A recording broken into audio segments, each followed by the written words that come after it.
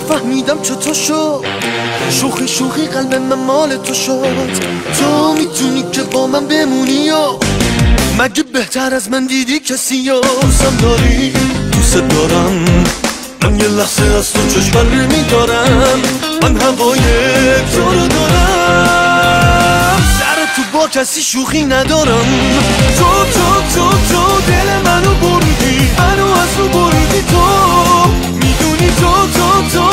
دل منو بردی امروزی مصوم هم داشته ما همراه باشیم بریم حالش بپرسیم ببینیم چرا اینجوری شده کمرم بده من کمرم درد میکنه این کار یکی از افراد گروه بود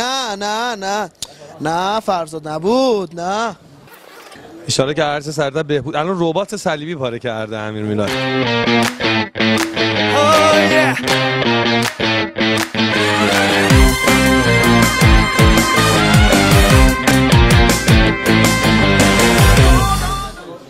میزنن که مثلا خوشگل بشن این اونجوری نیست اینو برای نور میزنن که توی فیدبک نور خیلی صورت چند بود نشون داده نشه